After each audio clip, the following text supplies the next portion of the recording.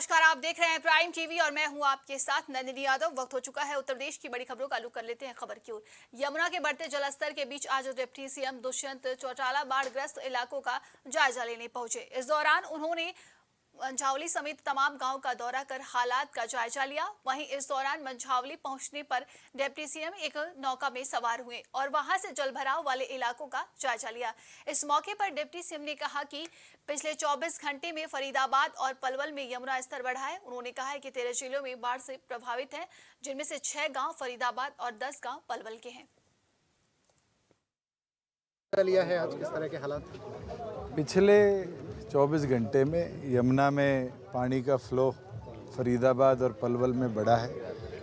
लगभग 6 गांव फरीदाबाद के हैं और 10 से ऊपर गांव पलवल के हैं जहां पानी का इफ़ेक्ट आया है।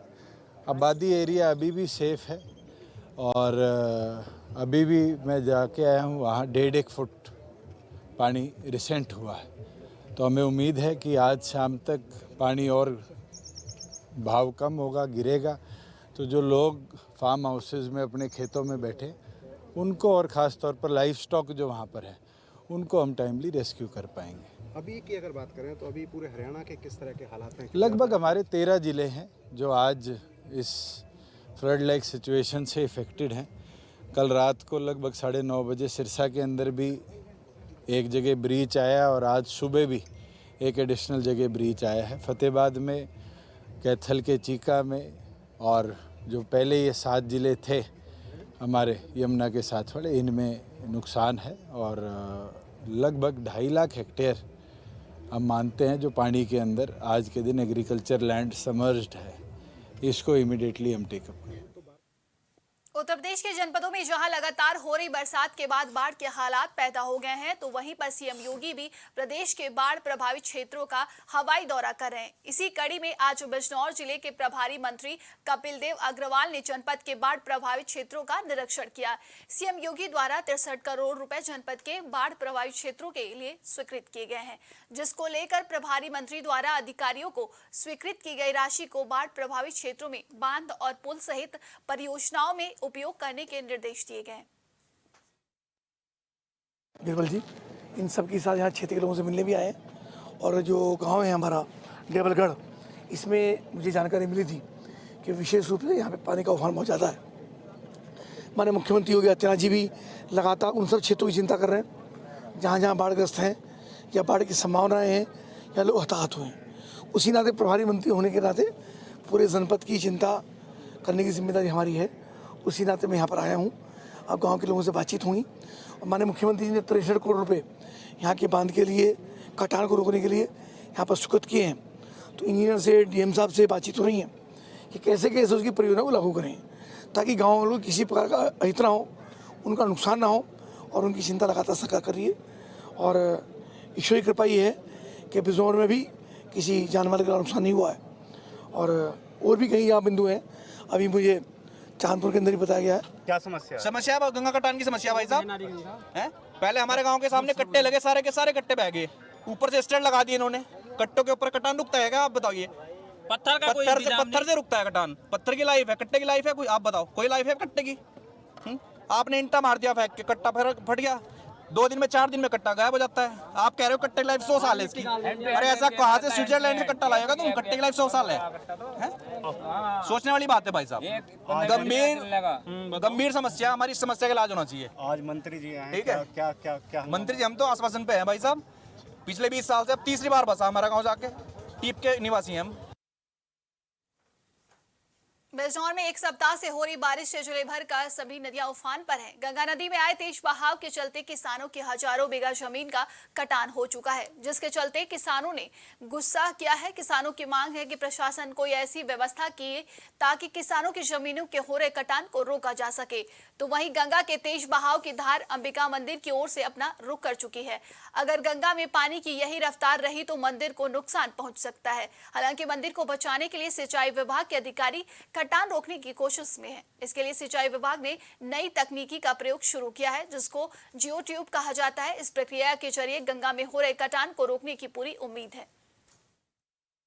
इसमें जो है काफ़ी मतलब कई तरीके के प्रयास हैं। जैसे पहले जियो ट्यूब भर भर के लगाई गई हैं इसमें बैंक पे, जिससे काफ़ी कटान को रोकने में मदद मिली है। थोड़ा सा कटान बारिश ज़्यादा होने की वजह से हो रही है, तो फिर हम बल्लियाँ और कट्टे भर भर के भी इसमें लगा रहे हैं, जिससे कि ये कटान तो काफ़ी रुक चुका है इसका। तो मेन जियो ट्यूब ये एक नई वो है जो यहाँ इस क्षेत्र में पहली बार लग रही है। हम तो प्रशासन से ये मांग करना चाहेंगे कि इसका कोई उचित प्रबंध किया जाए ताकि किसानों की जान माल के नुकसान ना हो। जो फसलों का नुकसान हो रहा है, बहुत महंगी ज़मीनें गंगा जी में जा रही, इससे क्षेत्र के लोगों के अंदर रोष व्याप्त और काफ़ी बड़ा नुकसान भी हो रहा है गंगा जी में। प्रयागराज के कोराव तहसील में समाजवादी पार्टी के पदाधिकारियों और कार्यकर्ताओं ने तहसील मुख्यालय में धरना प्रदर्शन किया और तहसील दिवस प्रभारी सीडीओ प्रयागराज को ज्ञापन सौंपा है। धरना प्रदर्शन कर रहे सपाइयों ने तहसील दिवस प्रभारी सीडीओ प्रयागराज द्वारा ज्ञापन न लेने पर सीडीओ के गाड़ी के आगे धरना प्रदर्शन करने लगे। अंत में सीडीओ ने ज्ञापन लेकर समस्या का समाधान करने की बात कही और सपाइयों ने ज्ञापन दिया। सबसे प्रमुख समस्या बिजली कटौती है। योगी सरकार के आदेश की भी धज्जियां उड़ाई जा रही हैं। आज हम लोग विधानसभा चुनाव अंतर्गत जो क्षेत्रीय समस्याएं हैं, जैसे कि बिजली, पानी, छुट्टा पशु और विद्यालय के समय, विद्यालय खुलने और बंद होने के समय जो मार्केट में भारी वाहनों का आवागमन होता है, उसको प्रतिबंधित करने के समेत अन्य मांगों को लेकर हम लोगों ने ज्ञापन देने गए, जहां पर एसडीएम साहब और जो तहसील समाधान दिवस प्रभारी थे उन्होंने इग्नोर किया। आज हम लोग ओलावृष्टि प्रभावित जो किसान हैं उनको प्रशासन द्वारा फार्म जमा कराया गया था कि हम मुआवजा देंगे। अभी तक किसी किसानों का मुआवजा नहीं दिया गया, केवल यह किसानों को छलने का काम किया गया इस संबंध में। और जो आवारा पशु घूम रहे हैं, लगातार एक्सीडेंट हो रहा है, लोगों को काल के गाल में समा रहे हैं, यह हमारा दूसरा मुद्दा था। तीसरा मुद्दा था कि अघोषित विद्युत कटौती। इस समय महज किसानी का सीजन चल रहा है, 8 से 10 घंटे बिजली उपलब्ध हो पा रही है और मनमाने ढंग से बिल वसूला जा रहा है, कनेक्शन काट दिए जा रहे हैं। फतेहपुर में चंद्रयान 3 की श्री हरिकोटा के सतीश धवन अंतरिक्ष केंद्र से हुई लॉन्चिंग को पूरी दुनिया ने देखा और देश भर में लोग खुशियां मना रहे हैं। लेकिन फतेहपुर स्थित खागा के विजय नगर मोहल्ले में रहने वाले अंतरिक्ष विज्ञानी सुमित कुमार के परिवार समेत नगर के लोगों के लिए ये क्षण बेहद भावुक और खास रहा। अंतरिक्ष विज्ञानी सुमित कुमार फतेहपुर के खागा स्थित विजयनगर के रहने वाले हैं। इन्होंने लखनऊ के एक निजी कॉलेज से इलेक्ट्रॉनिक्स एवं कम्युनिकेशन ब्रांच से बीटेक किया। इसके बाद वो इसरो में 2008 से वैज्ञानिक है और यहाँ लगभग 15 सालों से अपनी सेवाएं दे रहे हैं। उनका चंद्रयान 3 के अलावा PSLV, GSLV उपग्रह प्रशिक्षण और चंद्रयान 2 अभियान में भी योगदान रहा। अंतरिक्ष वैज्ञानिक सुमित कुमार मौजूदा समय में इसरो के अहमदाबाद स्थित केंद्र में तैनात है और वो चंद्रयान 3 के लैंडर और रोवर में लगे कैमरों की तकनीकी और डिजाइन टीम का हिस्सा है। उनकी टीम ने चंद्रयान के लैंडर और रोवर में लगे कुल 5 कैमरों की तकनीकी और डिजाइन की है।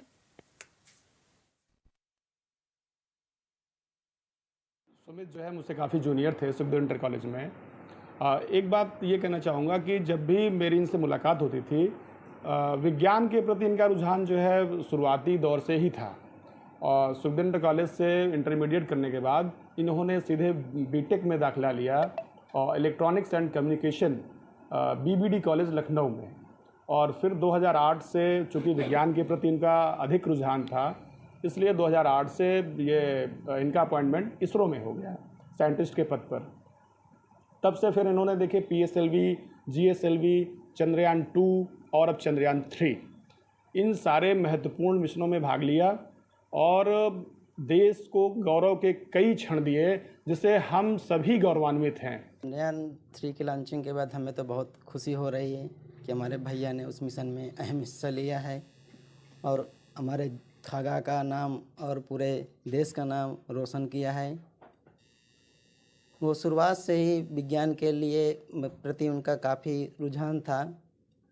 वो सुखदेव इंटर कॉलेज में जब पढ़ाई कर रहे थे तब वहाँ के लैबों में प्रयोग अपना किया करते थे और उनके जो टीचर थे वो उनका सहयोग करते थे शुरुआत से ही कि इनका विज्ञान के प्रति रुझान ज़्यादा है, इसीलिए उनका ज़्यादातर मन विज्ञान में ही लगा रहता था काफ़ी सारे उन्हें और भी जॉब के ऑफर आए, लेकिन उन्होंने सबको छोड़ के साइंटिस्ट बनना ज़्यादा वो किया, प्रेफर किया, क्योंकि उसमें विज्ञान के प्रति काफ़ी वो है और नई नई खोजें की जाती हैं। देवरिया जनपद के महुआडीह थाना क्षेत्र के ग्राम सभा बलकेटरा में 12 जुलाई को बल्टीकरा में एक युवक की निर्मम हत्या कर कुएं में फेंका गया था। सूचना पर पहुंची पुलिस ने शव को बरामद कर लिया है और शव को कब्जे में लेकर पोस्टमार्टम के लिए भेज दिया है। वहीं मामले में शनिवार को पुलिस ने बराबरी चौराहे के पास से 2 आरोपी को गिरफ्तार कर जेल भेज दिया। बता दें कि यह मामला प्रेम प्रसंग का बताया जा रहा है, जहां प्रेमिका के भाई ने शक के आधार पर युवक की हत्या कर दी।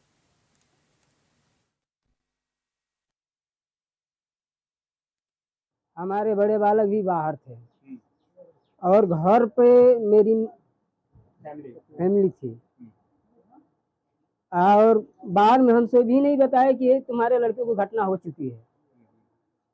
दूसरे को बताकर हमारे भाई को हमको बुलवाए लोग। जब घर आए, सामने देखे तो हम रोने लगा। तो लोग कहे कि चिन्ह तो हवा के है। हम कहनी भैया हम तो नहीं देखो, बर्फ में पैक है तो अब तो तुम्हारा छोटा लड़का है। तो वही हमारा दिल टूट गया। 18 तारीख को शाम को मेरा भाई लैट्रिन करने पोखरे पे गया।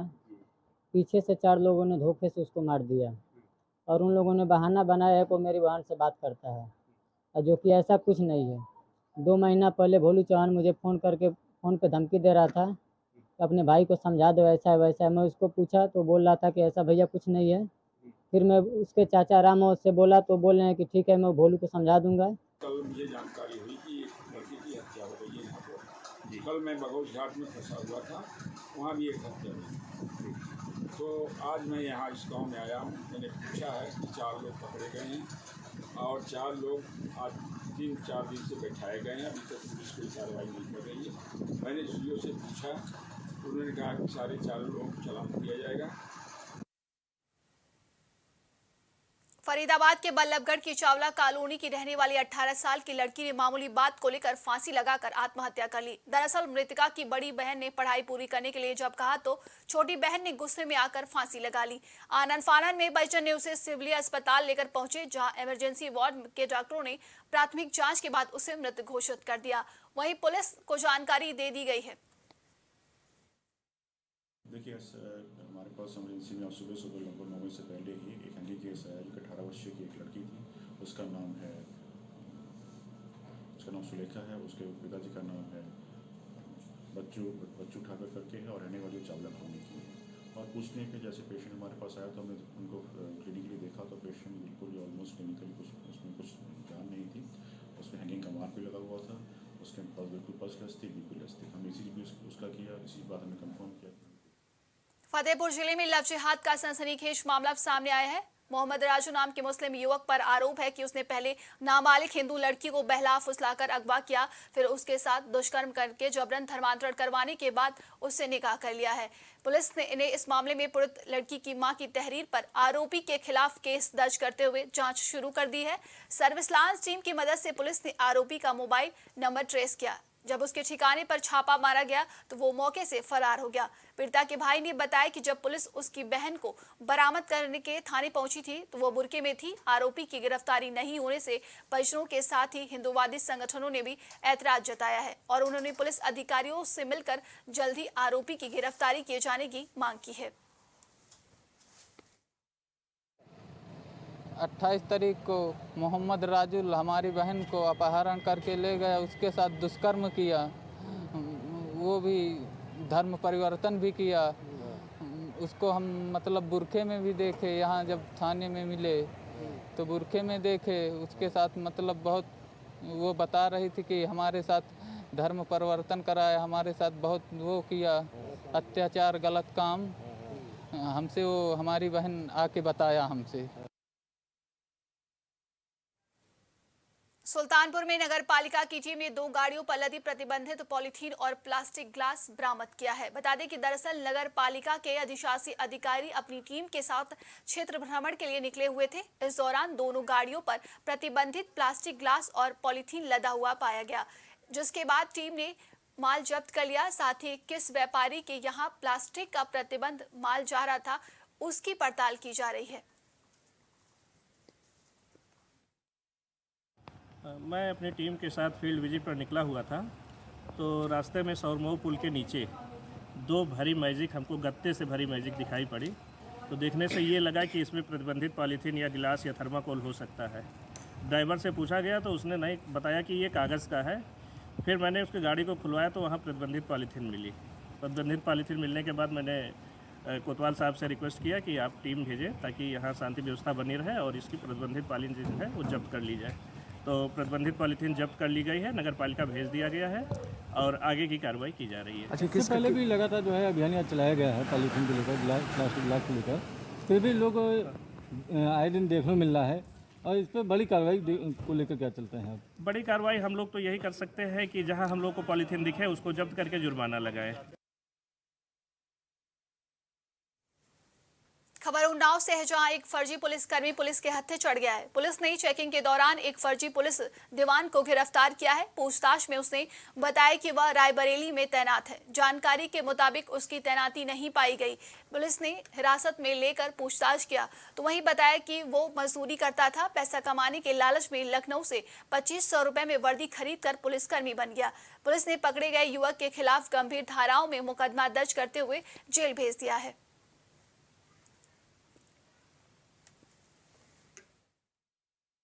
थाना हसनगंज पुलिस द्वारा फर्जी पुलिसकर्मी बनकर घूमने वाले जनपद हरदोई निवासी एक युवक को गिरफ्तार किया गया है, जो कि मुख्य आरक्षी की वर्दी धारण किए हुए था। खुद को जनपद रायबरेली के थाना महाराजगंज में तैनात बता रहा था। जांच में ऐसे किसी मुख्य आरक्षी की तैनाती संबंधित थाने में नहीं पाई गई है एवं नेम प्लेट पर अंकित PNO नंबर की जांच की गई तो वो भी फर्जी पाया गया है, जिसके उपरांत थाना हसनगंज पर युवक के विरुद्ध सुसंगत धाराओं में अभियोग पंजीकृत किया गया है। आवश्यक कार्रवाई की जा रही है। हमीरपुर में एसडीएम ज्योति मौर्य का मामला अभी ठंडा होता पाया कि ऐसा ही एक मामला हमीरपुर जिले में भी देखने को मिला है, जहां किसान पति ने अपनी पत्नी को शादी के बाद पढ़ाया लिखाया और जब वो आशा बहू बन गई तो उसने पति को छोड़कर बिना तलाक दिए ही गांव के प्रधान के साथ अवैध तरीके से रहने लगी। पति ने जब इसका विरोध किया तब उसे धमकी मिलने लगी। अब पीड़ित ने पुलिस से इस मामले की शिकायत की है। कालीचरण सन ऑफ श्री फूल सिंह, निवासी ग्राम बेहगान से हूँ। मेरी पत्नी नर्मदा सिंह, पुत्री श्री विश्वनाथ, निवासी ग्राम बेहगान, अरमूल निवासी है। और मेरी शादी सन 2008 में उसी गांव की लड़की नर्मदा सिंह से हो गई थी, सन 2008 में। इसके बाद मेरे को 2 पुत्रियां हुई, एक सन 2008 में, एक 2016 में। दोनों पुत्रियां अभी वर्तमान में हैं। और मैंने अपनी बीवी को फर्स्ट ईयर इंटर BCom ये सारी डिग्रियां कराने के बाद इसको आशा बहू पद में रिक्त जगह थी उसमें लगवा दिया। इसके बाद मैं कुछ समय के लिए बॉम्बे चला गया और आशा बहू का ये काम करती थी। करते करते ये बिजरानी हॉस्पिटल रात में ही कार करने लगी। इसके बाद उसका रवैया थोड़ा ख़राब हो गया और मैंने उससे पूछा तो उसने मेरे को उल्टी सीधी बातें करी। मेरी पत्नी ने, जो वर्तमान के प्रधान कढ़ई शैलन सिंह और सैलू ग्राम प्रधान कढ़ई का मूल निवासी है, उसके साथ वो अवैध संबंध बनाए रखे हुए है। फरीदाबाद के आजाद नगर जोगियों के पास पेड़ पर लटका एक युवक का शव देखा गया, जिसकी सूचना पुलिस को दी गई। वहीं मौके पर पहुंची पुलिस ने शव को नीचे उतारकर सरकारी अस्पताल के शवगृह में रखवा दिया।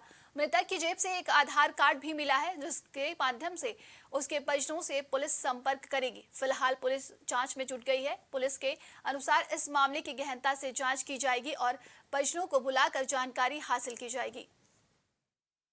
यहाँ पर फांसी का फंदा लगा कर लटक रहा है जी, ये सूचना मिली थी। अच्छा, ये क्या सूचना उम्र है, क्या नाम है, आधार कार्ड मिला है? नाम शायद भूपेंद्र नाम इसका जी, और उम्र 28-30 साल होगी। अच्छा, 38 साल है। हाँ जी, और अब इसको वार संग इंतजार कर रहे हैं, इसकी जो कार्रवाई कीजिए। किसने क्या कुछ पहचान हुई है सर? पहचान भूपेंद्र नाम है। कहाँ का रहने वाले सर ये अभी पूरा क्लियर नहीं है सर। ये सुबह सुबह यहाँ पता लगा के भाई हाँ कोई शव लटका पड़ा, तो फिर पुलिस को सूचना दी है। पुलिस मौके पे पहुंची है। अब उसकी तफ्तीश हो रही है, कहाँ का नहीं है ये अब पता लगेगा। लटका हुआ था। हरदोई जिले में एक के बाद एक चोरियों का सिलसिला लगातार जारी है। शहर में नवीन सब्जी मंडी से चोरों ने 7 क्विंटल प्याज पार किया है, जबकि हरियावई इलाके में चोरों ने एक घर में घुसकर चोरी की वारदात को अंजाम दिया। सूचना पर पहुंची पुलिस मामले की जांच में जुटी है। व्यापारियों ने बताया कि पहले भी मंडी में कई चोरियां हो चुकी हैं, फिर भी मंडी प्रशासन ने कोई कठोर कदम नहीं उठाए। इसकी वजह से चोरों के हौसले बुलंद है और वो चोरी की घटनाओं को अंजाम दे रहे हैं। थाना हरियावा में ग्राम भदेवरा है, वहाँ राम दीक्षित का घर है और इनका परिवार कहीं बाहर गया हुआ था। इन्होंने जब वापस आए तो इन्होंने बताया है कि उनके घर में बाउंड्री कूद के सीढ़ी भी लगी हुई थी बाहर से और चोरी हुई है, जिसमें करीब लगभग 5 लाख की कुछ सोने के और चांदी के कुछ रुपए नगद थे जो चोरी गए हैं। उसमें शीघ्र ही अनावरण करके गिरफ्तार किया जाएगा और बरामदगी की जाएगी। झांसी में अवैध कच्ची शराब का कारोबार चल रहा है। संपूर्ण समाधान दिवस के दौरान कई महिलाओं ने अवैध रूप से हो रहे कच्ची शराब के कारोबार का भांडाफोड़ किया है। अवैध शराब के विरोध में कई महिलाओं ने संपूर्ण समाधान दिवस में शिकायती पत्र देकर अवैध शराब को बंद कराए जाने की मांग की है। वहीं उन्होंने मोठ पुलिस पर गंभीर आरोप लगाते हुए अवैध कच्ची शराब को पुलिस की ओर से बिकवाने की बात कही। महिलाओं का आरोप है कि शिकायत पर अवैध शराब पर रोकथाम के लिए पुलिस महकमा कब कदम उठाएगी। तो जो ही मामला हो रहा है कि दारू बेच रही, दारू से परेशान है, खावो पीवो हराम हो रहा, कमावे की तो बात की बात है, जब खे ही नहीं तो कहाँ से वो है। और बच्चे लड़का सब पी रहे खा रहे भी मरे जा रहे, तो फिर क्या कर रहे हैं बताओ। हम आए थाने में, यहाँ आए तहसील में, हमने थाने वाले क्या कहते हैं? थाने वाले बोले आओ चलो हम आ रहे, तो दारू भी पकड़ा दी हमने, बिल पकड़ के ले आए, रात भर रखो, सवेरे पहुंचे तो फिर बिल निकाल ही दी। लोनी में यमुना नदी पर स्थित पुस्तालीपुर गांव के पास पुल टूट गया है, जिसके बाद से लगातार पानी लोनी की तरफ बढ़ रहा है। गांव में लगातार बढ़ रहा है पानी लोगों के लिए समस्या बन गया है। लोनी के कई गांवों में यमुना के पानी से बाढ़ आ गई। पानी से लोगों को काफी करना पड़ रहा है। लोगों द्वारा यहां भरे पानी से बच्चों को निकालने के लिए बैलून नुमा बाथ टब का इस्तेमाल किया जा रहा है, जिसे बोट बनाकर छोटे बच्चों को निकाला जा रहा है। वहीं मौके पर मौजूद लोनी विधायक नंदकिशोर गुर्जर ने बताया कि बाढ़ की स्थिति पर पूरी तरीके से नजर रखी जा रही है। बागपत की जो प्रशासन की लापरवाही हुई उसके कारण बहुत भारी नुकसान यहाँ जो जनता का हुआ है, पशुओं का हुआ है, घरों में पानी भर गया है। तो लगातार जो बिगड़ी है, क्योंकि जो पुष्कर गाजियाबाद में टूटा था उसको प्रशासन और जनता के सहयोग से हम लोगों ने रुकवाया था। बागपत में टूटने से और जो वाटर लेवल बढ़ा, बहुत बड़ा नुकसान आप देख ही रहे हैं सामने। पूरा खादर के गांव और पूरी कॉलोनियाँ डूबी हैं, तो बहुत दुखद है। इसमें हम लोग जो भी खाने पीने की व्यवस्था ट्रैक्टर्स के द्वारा लोगों को निकालना दिन रात लगे हैं, लेकिन जो इस तरह का माहौल है उससे बहुत तकलीफ है। मुझे उम्मीद है कि आज हम लोग इसे रोकने में कामयाब हो जाएंगे। कितने लोग? मेरा नाम सुबोध शर्मा। सुबोध जी, बात करें लोनी की, लोनी में बाढ़ की क्या स्थिति है? बाढ़ की बहुत स्थिति खराब है, पानी बहुत भरा हुआ है, घर डूबे हुए हैं, घर में पानी भरा हुआ है, मकान गिर रहे हैं। बात करें प्रशासन की द्वारा किस प्रकार की मदद की गई है? यहाँ तो कोई भी मदद नहीं आई, अभी तक कोई भी नहीं आया पूछने के लिए। अच्छा, जो लोग घरों में बंद हैं उनको कैसे निकाला जा रहा है? निकाला जा रहा है, नाव से रखिए, उससे निकाल रहे बस। ये नाव कौन लाए? आप लोग खरीद के लाए? ये किसी ने दी है यहाँ से। अच्छा, कितने लोगों को अब तक निकाला है? अभी आदमी को निकाल दिया है यहाँ से। गोरखपुर में मिड डे मील का खाना खाकर बच्चे बीमार हो गए थे। खाना खाने के बाद तकरीबन 50 बच्चों की हालत खराब हो गई और आनन फानन में उन्हें अस्पताल भेजा गया। ये पूरा मामला सराय के कंपोजिटपुर माध्यमिक विद्यालय का है, जहां दोपहर के भोजन में राजमा चावल परोसा गया। ये आरोप लगाया गया था कि राजमा में कीड़े पड़े थे। थाली में खाना आते ही कीड़े देख के बच्चों ने उल्टियां करनी शुरू कर दी, जिसकी जानकारी मिलने के बाद उन सभी बच्चों को नजदीकी अस्पताल भेजा गया। बता दें कि जानकारी मिलते ही मौके पर बीएसए सहित तमाम अधिकारी और फूड विभाग के साथ टीम भी पहुंच गई और जांच में जुट गई। प्रथम दृष्टया बीएसए रविंद्र कुमार सिंह की माने तो राजमा में अंकुर निकला था, यानी अंकुरित राजमा था। इस कारण बच्चे उसे कीड़ा समझकर डर गए। बाकी स्थिति सब ठीक है, कोई दिक्कत नहीं है। इस मामले की जाँच की जा रही है। जाँच के बाद दोषी पाए जाने के बाद कठोर कार्रवाई की जाएगी। आज के लिए उत्तर प्रदेश की खबरों में बस इतना ही। देश दुनिया की तमाम खबरों के लिए देखते रहिए प्राइम टीवी।